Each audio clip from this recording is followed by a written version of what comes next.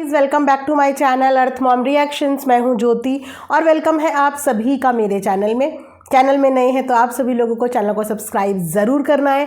Video पसंद आई तो like भी करना है। कमेंट सेक्शन में कमेंट करके अपने ओपिनियन हमारे साथ ज़रूर शेयर करने हैं। ऑल्सो अगर आप इस वीडियो के माध्यम से जस्ट अभी चैनल में नए जुड़े हो तो सब्सक्राइब करने के साथ साथ यहाँ पे आपको बेल का नोटिफिकेशन भी मिलेगा, इसको भी ज़रूर हिट कर देना ताकि मेरे आने वाली हर वीडियो का नोटिफिकेशन आप तक सबसे पहले पहुँच जाए। सो गाइज, आज हम रिएक्शन वीडियो बनाने वाले हैं बेसिकली कामनी जी के ऊपर, क्योंकि कामनी जी के लास्ट व्लॉग में कमेंट सेक्शन में काफ़ी ज़्यादा कमेंट करने वालों ने कामनी जी को क्रिटिसाइज़ किया है। उनके व्लॉग के टाइटल, थंबनेल, कंटेंट काफ़ी हद तक उन्हें क्रिटिसाइज़ किया है। तो मैंने सोचा कि चलिए उनके व्लॉग के ऊपर अपना भी एक ओपिनियन यहाँ पे शेयर करते हैं। उम्मीद करती हूँ कि आप लोगों को वीडियो पसंद आएगी, लेकिन उसी के साथ आप लोगों के साथ मैं शेयर करना चाहूँगी समर स्पेशल सबसे ज़्यादा कंफर्टेबल चिकनकारी कुर्तीज़, जो देखने में भी बहुत सुंदर लगती हैं और समर्स में बहुत फ्रेंडली भी होती हैं। तो ऑर्डर करी है, बहुत ही खूबसूरत पीस गाइस ये आया है, बहुत ही कंफर्टेबल, साइज़ वाइज भी सभी साइजेस में अवेलेबल है। फिनिशिंग भी बहुत खूबसूरत है इसकी। ये इसका फुल लेंथ फोटो है। अगर आप लोगों को बाय करनी है तो मेरी वीडियो के कमेंट सेक्शन में आपको लिंक मिल जाएगा। मस्ट बाय पीस है, जाके लिंक पे क्लिक करके बाय कर सकते हैं। चलिए फिर इसी के साथ वीडियो में हम लोग बढ़ते हैं आगे। तो कामनी जी ने लास्ट व्लॉग अपना डाला था जो कि कल का व्लॉग है गाइज। यहाँ पे उन्होंने टाइटल लिखा है, ये वाली प्रॉपर्टी ले रहे हैं पतिदेव जी, मायके आई में भाई भाभी ने कुछ बातें क्लियर की। साथ में अगर मैं उनके थंबनेल की बात करूं तो ये प्रॉपर्टी लेंगे पतिदेव जी, भाई भाभी ने आज कुछ बातें क्लियर की। साथ में भैया भाभी की फ़ोटो भी है और कामनी जी और अजीत जी की फ़ोटो भी है।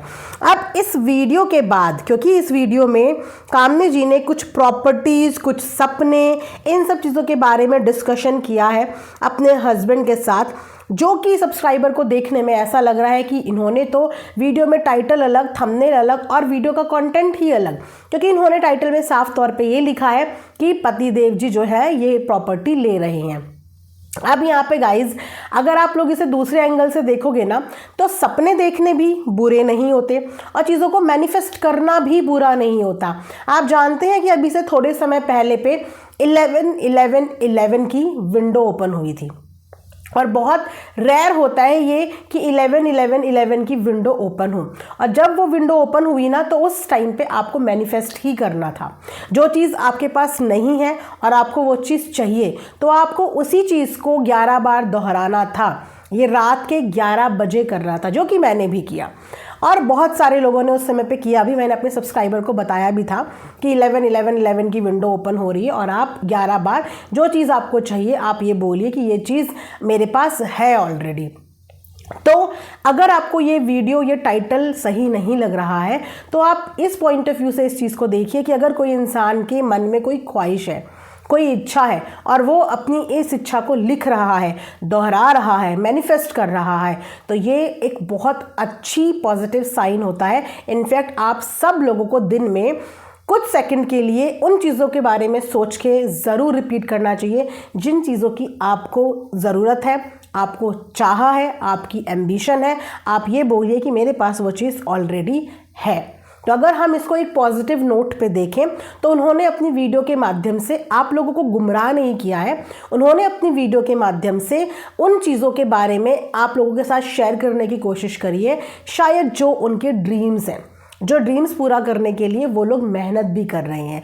आपने कई बार उनको प्रॉपर्टी से रिलेटेड थंबनेल, टाइटल डालते हुए देखा होगा। इसका मतलब कि उनका मन है इन्वेस्ट करने का, उनका मन है अपना खुद का कुछ भी लेने का, लेकिन उसके लिए मेहनत लगती है, पैसा लगता है और समय भी लगता है। तो समय पे हर चीज़ हो जाती है।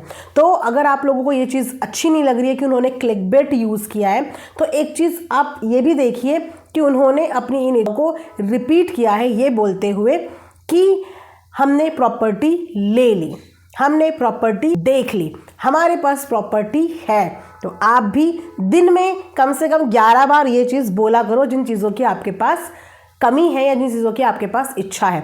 इसके अलावा कामनी जी के कमेंट सेक्शन में एक कमेंट पे और मुद्दा बना, वो था 100 रुपये वाला कमेंट। जी हाँ, कामनी जी अपने मायके भैया भाभी से मिली, वहाँ पे उन्होंने गुड़िया के हाथ में पैसे रखे। अब ये पैसे कुछ लोगों की नज़र में आए कि 100 रुपये का नोट है और उन्होंने इस 100 रुपये की वैल्यू गिनाते हुए कमेंट सेक्शन में एक बहुत ही रूड कमेंट किया। कामनी सिर्फ लेना ही नहीं होता, देना भी पड़ता है। 100 कौन देता है आजकल? 100 रुपये ही कैमरे में दिखाई दिया है, बाकी पता नहीं कितना था। ना ही फ्रूट या स्वीट्स लेके आती हो, खाली हाथ चली आती हो। जिसके बाद कामनी ने इस कमेंट का रिप्लाई किया है, अरे बहन, तुमको कैसे पता कि वो 100 रुपये थे? दूसरी बात, अपने भाई भाभी से ऐसा क्या ले लिया जो तुम्हारी छाती फटने लग गई? लगता है तुम्हारी ननद तुम्हें कुछ करती नहीं है। बट एक बात बताऊं, मैं अपने भाई भाभी या भतीजी को उनके करने के हिसाब से नहीं करती, अपने प्यार के अकॉर्डिंग करती हूं।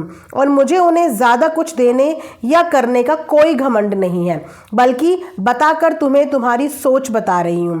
तुम जैसी औरतें ही मनादा को मौका छुड़ाती हैं। यहाँ तो दाल गलेगा नहीं, पर तुम्हें अपने इस पास जरूर ऐसे कांड किए होंगे, थोड़ी शर्म कर लो। कुछ वर्ड्स मुझे समझ में नहीं आए जो मैंने पढ़ने में गलती करी, लेकिन एक बहुत ही बढ़िया जवाब दिया है। सबसे पहले, किसी के 100 रुपये किसी को देने से या किसी के बच्चे के हाथ में 1000 रुपये रखने से ना तो वो अमीर हो जाएगा इंसान, ना ही वो इंसान गरीब हो जाएगा। लेकिन जब बड़े बच्चों के हाथ में पैसे रखते हैं ना, तो इसका मतलब होता है आशीर्वाद। इसका मतलब ये नहीं होता कि धन की कमी या धन की ज़्यादा होने की वजह से वो पैसे दे रहे हैं। वो पैसे आशीर्वाद स्वरूप होते हैं। और आशीर्वाद तो 10 रुपये हो, 100 रुपये हो या 1000 रुपये हो, आशीर्वाद आशीर्वाद होता है। और इससे पहले भी बच्ची को लेके ना कामनी जी को पहले भी सुनाया गया था। बर्थडे के टाइम पे गिफ्ट से रिलेटेड ट्रोलिंग की गई थी। मतलब गिफ्ट में ऐसी क्या कमी थी? उस वक्त पे भी मुझे उस गिफ्ट में कोई कमी नहीं लगी, क्योंकि वो एक जोड़ी नहीं, वो काफ़ी जोड़ी कपड़े लेके गई थी। और जितने भी घर के बच्चे होंगे और जितने भी लोगों के घर में बच्चे होंगे, उनको बहुत अच्छे से ये बात पता होगी कि छोटे बच्चों के कपड़े बड़ों से भी ज़्यादा महंगे आते हैं। और कपड़ों की क्वालिटी देख के आप लोगों को दिख ही रहा होगा कि वो किसी ऐसी सस्ती शॉप से नहीं लिए हुए, अच्छी खासी कीमत के वो कपड़े हैं। विंटर वेयर थे वो सारे के सारे, और विंटर वेयर अपने आप में कॉस्टली होते हैं। लेकिन उसके बावजूद भी उनको उस कपड़ों के लिए ट्रोल किया गया, जिसका जवाब कामनी ने अभी अपनी कुछ रीसेंट वीडियोस में ही आप लोगों के सामने भी दिया कि मैंने किस रीज़न की वजह से वो कपड़े लिए थे, उन कपड़ों की कीमत क्या थी और उन कपड़ों की ज़रूरत क्या थी, और क्यों बर्थडे में वो कपड़े मुझे चेंज कराने पड़े। और अभी फिर से बुआ और भतीजी के रिश्तों में 100 रुपये को लेके मुद्दा बनाना, मतलब ये कहाँ तक सही है? मैं ये बोल रही हूँ कि अगर किसी भाई भाभी ननद का रिश्ता अच्छा चल रहा है, तो इन रिश्तों में खटास डालने की ज़रूरत क्या है? क्यों किसी के मन में दिल में ऐसी सीडिंग करनी है? सबसे पहली बात कि उसके भैया भाभी भी सक्षम है, उनका मायका सक्षम है, रहने को छत है, खाने को खाना है, पहनने को अच्छा कपड़ा है, भाई भी अपना काम करते हैं, भाभी भी अपना काम कर रही है, किसी चीज़ की कोई भी कमी नहीं है। तो उनको अपनी नंदों के गिफ्ट्स पर डिपेंड रहने की ज़रूरत नहीं है, ठीक है। लेकिन उसके बावजूद भी ननद का जो फ़र्ज़ होता है, चाहे वो अपने भैया भाभी के प्रति हो, चाहे वो अपनी भाई भाभी की बेटी के प्रति हो, वो टाइम टाइम पे वो निभाते हैं। वाइस वर्सा भैया भाभी भी अपना फ़र्ज़ कामनी से रिलेटेड, अपनी बहन से रिलेटेड और अपनी बहन के बच्चे से रिलेटेड निभाते हुए नज़र आते हैं। हर कोई इंसान अपनी गुंजाइश के हिसाब से ही चीज़ें देता है और अपनी गुंजाइश के हिसाब से ही चीज़ें लेता भी है। ये ऐसा नहीं होता कि सामने वाले की अगर इतनी की बहुत है तो उसने इतना दे दिया तो मुझे ये मेरे ऊपर क्रेडिट चढ़ गया और मुझे इससे ज़्यादा ही देना है। बोलते हैं जितनी चादर हो उतने ही पैर पसारो, और लेने देने के ना 100 दिन आते हैं। वो बच्ची अभी छोटी है और कई बार कामनी मायके जाती है, कई बार वो आ जाती, कई बार कितने इवेंट पड़ जाते हैं। हर बार वो अपनी भतीजी के लिए क्या कर रही है, क्या दे रही है, हर बार तो कैमरे पे चीज़ें कैच नहीं होती ना, हर बार तो दिखाया नहीं जाता ना कि मैंने देखो ये भी दिया, देखो मैंने इसकी कीमत इतनी है, मैंने ये भी दिया, अब इसकी कीमत इतनी है, मैंने ये भी दिया। हर चीज़ दिखाई नहीं जाती। तो इन चीज़ों पे मुद्दा बना के क्या होता है कि रिलेशनशिप पे फ़र्क पड़ता है, और बहुत ही मुश्किल से दोनों के रिलेशनशिप इस समय पे सही चल रहे हैं। दोनों अपनी अच्छे से वीडियो व्लॉगिंग बना रहे हैं। सोचिए कि पहले तो कामनी के भाई की एकमात्र इनकम थी, एकमात्र इनकम थी। भाभी का चैनल बना, भाभी के चैनल में काम नहीं आई, वो भी अपना कंट्रीब्यूशन देने लगी और उसके बाद भाभी को भी एक सोर्स ऑफ इनकम मिल गई, उनको भी कमाने का एक रोज़गार मिल गया, एक साधन मिल गया। तो ये अच्छी बात है ना, ये अच्छी चीज़ है। और हर चीज़ दिखाने के लिए नहीं होती, और हर चीज़ ज़िंदगी में पैसा, गिफ्ट, यही सब नहीं होता। और कामनी की भी अपनी इच्छाएं हैं, अपनी खुद की भी ख्वाहिशें हैं। अब तो उनका वक्त आया है अपनी इच्छाएं पूरी करने का, क्योंकि इससे पहले की जर्नी आप लोगों को उनकी पता है। और अगर नहीं पता तो एक बार जाके आप उनके पास्ट जर्नी ज़रूर देखना कि उनकी भी एक टाइम पे एक परिस्थितियाँ थी, एक स्थिति थी, जिन स्थिति से लड़ के दोनों हस्बैंड वाइफ आज इस मुकाम में पहुँचे। तो आटे दाल का भाव उन्होंने अपनी ज़िंदगी में एक्सपीरियंस किया है। और जो इंसान आटे दाल का भाव अपनी ज़िंदगी में एक्सपीरियंस कर लेता है ना, वो पैसों की कद्र करना जान जाता है।